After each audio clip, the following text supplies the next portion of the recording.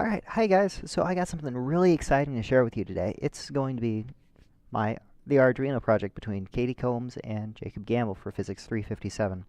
What it is essentially a Wi-Fi detector where we can actually see the signal strength of the Wi-Fi in the area. And using some special op amps and pushing the information to an SD card and an Arduino, we're able to actually record this information and record what the signal strength around campus is.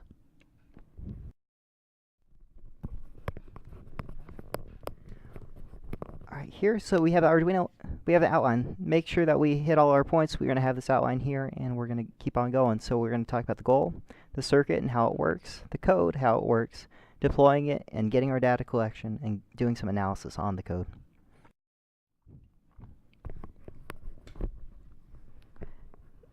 The original idea for this project was to use a point contact diode, which uses a germanium crystal, and it forms a PN junction like a normal diode would. And it's connected to an antenna, and we can read the voltage across the diode. The goal of the project was, like Jacob said, to create a Wi-Fi detector and map the campus Wi-Fi strength. Here shows kind of how the circuit works. We have a raw signal coming in through a voltage, and then it feeds into the antenna, and we read it across the diode, which kind of smooths out the signal, and we can collect that data using the Arduino. Here's a picture of our completed circuit. You can see here the wooden frame we laser cut to make the circuit transportable. And sitting in there we have the breadboard with the diode connected to an op-amp circuit. And you can see the Arduino there, and it's connected to the SD card and a GPS as well. Here's a close-up on the op-amp circuit. You can see the diode, which is connected to the antenna, and that feeds into an inverting op-amp circuit with a gain of 10 to the 3. Here's just the overall diagram of our circuit, including the diode and the op-amp, as well as the Arduino with the SD card. It shows all of the resistor values and the pinouts that we used. So to make sure that we got all of our stuff, all our T's crossed and our I's dotted, we need to make sure that we got the right stuff. We have the Arduinos, we have two Arduinos, we have two SD cards, and we have general Wi-Fi in the area. Now, the reason why we're using two Arduinos is we wanted to test out our chops and see if we'd actually write a protocol that would extract data from one Arduino onto the other. And so here's the first block diagram. And the first block diagram is going to show you that how an Arduino is going to measure the point contact diode. We're going to measure the Wi-Fi strength. We're going to take in a GPS in the area so we know where we are, and then we'll write that information to an SD card. And then we're going to sync it up. We're going to actually extract the data from Arduino 1 onto Arduino 2, and then put it on to another SD card. So here's the code setting up everything. We identify each pin out and where each information is going to go. We declare which libraries we use. Then we actually use the void setup function. So we activate each pin out, make sure that it's going where it needs to be, and make sure that the SD card is read. And then we write all the information to the SD card, including the hex signal if we can read it. Most of the time we can't read it because our data acquisition rate is actually a lot slower than we anticipated. But we can actually see which local Wi-Fi signals are coming in through the frequency and the pulse. And here's the end of the loop, where we actually address if their analog pin out 2 is high, then we activate our I2C protocol. And so here's the second block diagram addressing what's going to happen with the second Arduino. Here's the code for it. We identify each pin out as we did in the first one.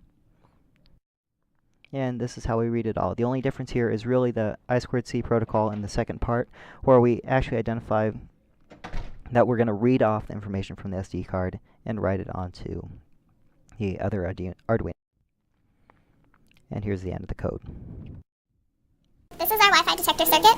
Here's the point contact diode, which is connected to the antenna, which is connected to ground, and the input of our inverting op-amp circuit. We have a gain of 10 to the 3, and that output is going into our Arduino. The Arduino collects the data, and it also reads the GPS coordinates and writes everything to an SD card.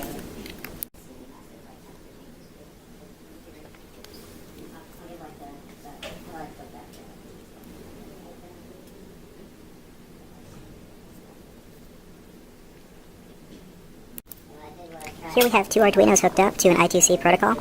And what I did here was I said if the second analog input is at 5 volts for both, which they are, then the master Arduino is going to request some information from the slave Arduino, the one that's forced to give the information to the one. And then every bit of information that the second Arduino, this one, reads off of their SD card, then this Arduino, the master Arduino, will push it onto its SD card. So it's constantly requesting information and giving it, and then the second Arduino is giving the information to the master one. Okay. Now to the exciting stuff, data analysis. We got really cool data around campus. The yellow stars here show where we actually collected the data. And we hit H-bar, the front of Baker Science Building. We hit Dexter Lawn and in front of the business building. Here's the data for in front of the business building. And in the next slide, we graphed the data. It's actually really cool here. You can see kind of the base level Wi-Fi signal for the slave detected at around 820. But then you can see different pulses, which can either show someone using Bluetooth or sending a text on their phone. Jacob said someone was walking by while he was texting, or texting while he was standing there. And it's kind of cool that you can see it show up in the data. Here's the data for Dexter Lawn.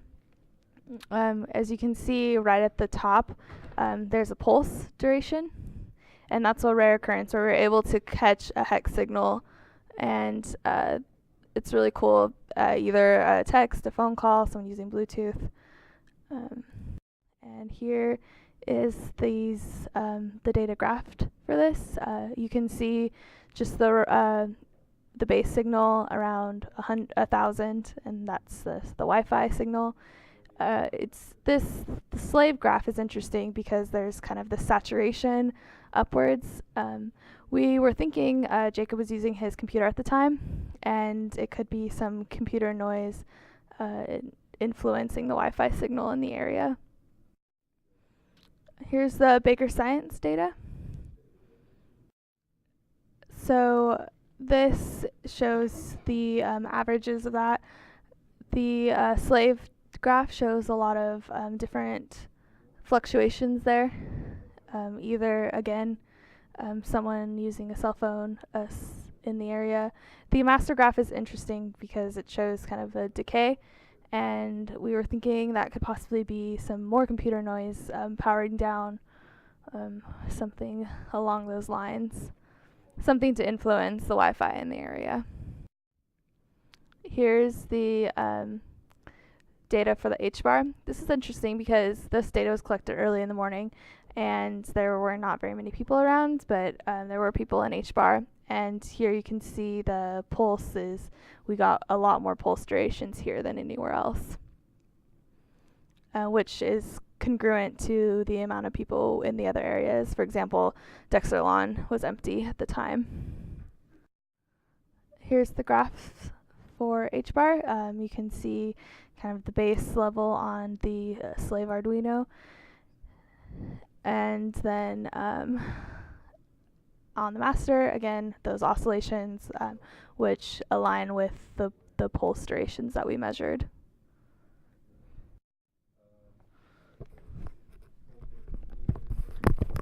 Okay, so to close up here, we're going to go over all the stuff, and we're going to talk about our anticipated difficulties as well. So with the anticipated difficulties, we were anticipating that the GPS was going to give us a lot of problems. It's not going to be able to ping a satellite very well. It turned out not to be too much of a problem, and neither did the battery life. The battery life was not too much of a problem because it decided to take shorter data sets, but many of them. We were not anticipating a slow DAC rate from the Arduino. We were anticipating us to be able to read in hex signals from the certain analog input, and it turns out we couldn't because the DAC rate was not fast enough.